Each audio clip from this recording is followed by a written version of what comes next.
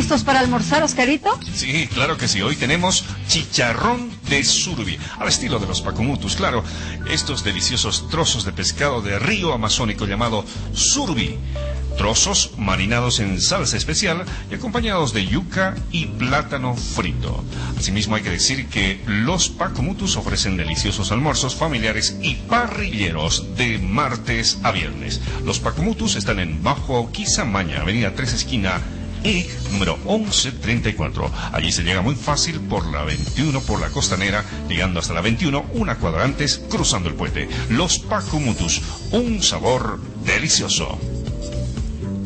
¡Qué rico! Bueno, yo sé que por aquí, padre, usted está acostumbrado a comer este tipo de comida porque ha vivido mucho tiempo. ¿Por dónde? A ver, cuéntele al país. Sí, yo he vivido 20 años en la zona de Mojos, ¿no? Sobre todo San Ignacio de Mojos, San Lorenzo de Mojos y San Francisco de Mojos y toda la parte del Timis. Eran 36.000 kilómetros cuadrados y en el momento aquel no había carreteras, era caminar o ir en canoa, o en buey caballo, o en yegua, lo que había, ¿no?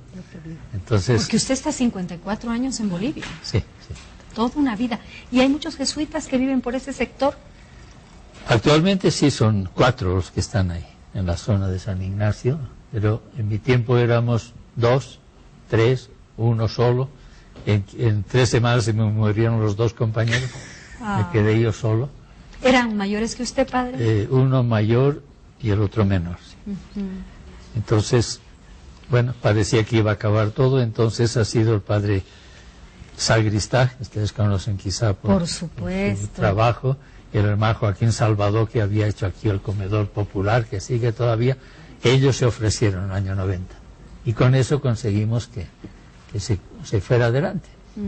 Y bueno, usted ha sido maestro de estos 2 alumnos que tiene a su lado. De ella. De ella no. De usted sí, claro. Sí, nuestro maestro. De mí no, dice la madrecita. Maestro de todos los estudios de antropología. Claro. Bueno, varios discípulos que ha logrado tener, ¿no? ¿Y cómo era como maestro? No, siempre ha sido admirable. Padre Enrique Jordá era lo máximo en tema de antropología cultural, ¿no? Y su acercamiento, su reflexión a este ambiente, digamos, los grupos indígenas del Oriente, porque casi todo, padre Hans Vandenberg, que es el otro sacerdote de San Agustín, él había desarrollado todo el conocimiento de los aymaras, los quechuas, ¿no? Entonces había... Y también, bueno, en caso de los oblatos también había el padre Santiago Monás, que había desarrollado los aymaras.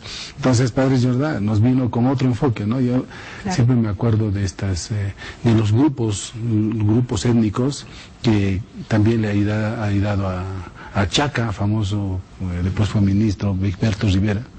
Entonces, creo que muchas cosas que hoy día estamos escuchando vienen de muchas de sus investigaciones, ¿no? Bueno, y la madre nació en Potosí. Sí. Es potosina. Bueno, nací allí, pero no viví. Ah, no. ¿Se crió? Bueno, yo me crié en los Yungas de La Paz, en Caranavi, propiamente. ¿Y dónde estudió, madre? Estudié allá hasta sexto curso en Caranavi y después en La Paz, acá. Bien. El flamante Papa tiene un pasado muy social. Lavó los pies a enfermos de SIDA, comió con los pobres y siempre habló duramente contra el capitalismo y el consumismo.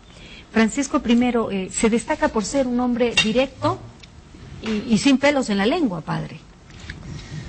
Bueno, ahora lo estamos conociendo, ¿no? Entonces hemos empezado a escarbar quién era él, porque, bueno, primero no estaba en las listas, ¿no? Las últimas. Pero sí, evidentemente, es una persona que domina todo lo que nosotros llamamos la doctrina social de la Iglesia. Entonces esto le ayuda también a no solamente teorizar, sino que también llevar adelante su contenido en su vida, ¿no? Es decir, una persona que entiende la doctrina social de la Iglesia tiene la oportunidad de acercarse con facilidad a la sociedad, al análisis crítico de la realidad, es decir, inclusive científico, porque muchas veces en la sociedad hay cambios trascendentales que necesitan un poco de abstracción. Entonces un poquito de inteligencia ayuda, ¿no? Entonces creo que eso nos muestra que él ha logrado entender la sociedad, cuestionarla.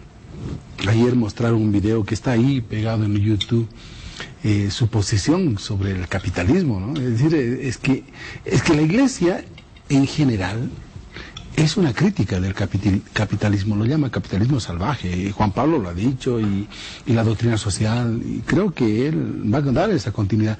¿Por qué? Porque permite una exclusión, ¿no?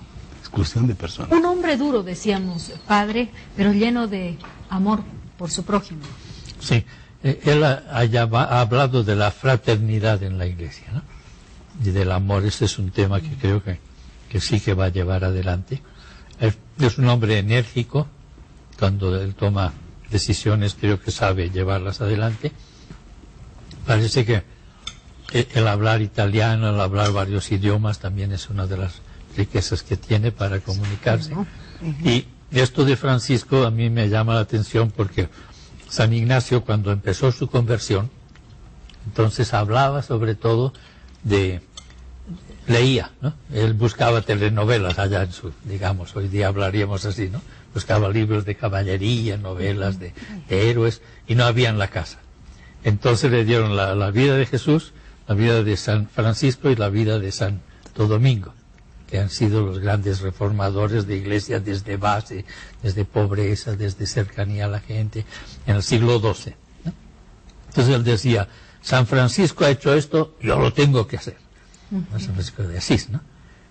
Por eso su convicción, entonces ahí empezó.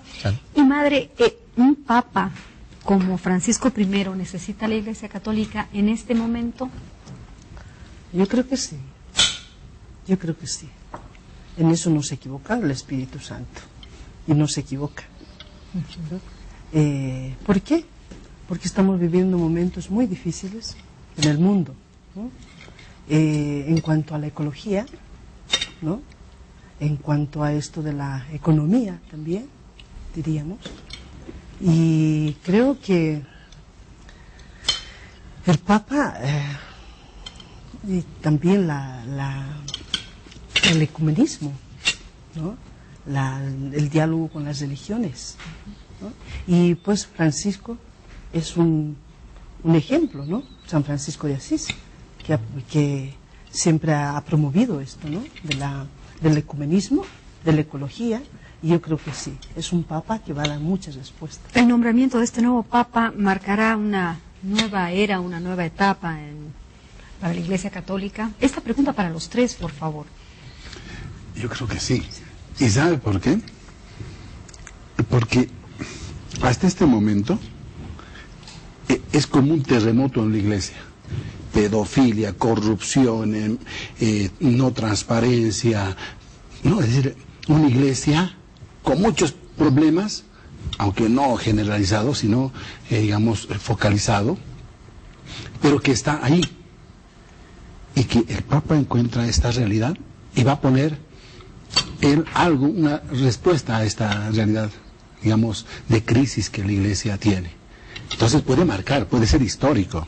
¿Por qué? Primero, la cabeza de la iglesia ya no está, está en Roma, sigue, pero ya no es uno del lugar o de la región, es un latinoamericano, del continente nuevo. Entonces, esa es una realidad. Segunda cosa, que es una persona que, si bien es cierto, muchas veces los papas trabajaban en las curias, en las prefecturas, él no. Él es un arzobispo de ejercicio en un continente de la pobreza. Entonces, es decir, si desde este momento él pone, digamos, todo el trabajo de aquí en adelante, estaríamos hablando de una iglesia distinta. Yo creo que es un desafío que lo tiene claro y podría marcar un hito en la historia de la iglesia, porque nos encontramos también con problemas, por ejemplo, de la secularización. Es decir, Europa, y mi percepción, Europa le ha dado la espalda al cristianismo, cada vez menos católicos. Entonces, hoy día se habla inclusive en las congregaciones de cómo ir a reevangelizar Europa. Entonces, un latino puede reevangelizar, o sea, es un fenómeno que estás empezando a mirar. Es decir, el Occidente está en un proceso de crisis que podría en este momento dar un cambio. Y nosotros pensamos que si los obispos han hecho en discernimiento, han buscado y hemos estado orando al Espíritu Santo, pues es el Papa que nos toca en este momento, ¿no? Si será el que hará el cambio más fuerte o será todavía una transición hacia otros, eso no sabemos, ¿no? Pero que este paso que está dando él y aceptando y sabiendo el encargo de los cardenales, el encargo del Papa anterior, ¿no? Entonces me parece que va a hacer cosas muy grandes, como puntos concretos, ¿no? Porque he escuchado en la prensa a veces que dicen ha sido pues entre la derecha mayor y la izquierda mayor se ha llegado a un consenso. Bueno, pero así se van haciendo las cosas, ¿no? Entonces me parece que va a hacer cosas muy concretas, otras quizás no alcanzará, acentuará unas, dejará otras, pero esa es la historia. Sí, yo creo que sí, nos va... esto también es como algo que va a revitalizar la fe, ¿no?, en nuestra iglesia, y que pues a cada uno nos va a exigir, ¿no?, a que también tengamos que comprometernos más y volver a las fuentes, como diríamos, ¿no?, de ser más auténticos, más radicales, ¿no?, con nuestra vida. Les hago una pregunta porque tengo una duda. ¿Es Francisco primero o simplemente Francisco? Parece que él quiere, no es Francisco. ¿Solo Francisco? Parece que él quiere eso, y como significando un poco el Francisco del siglo XII, da la impresión.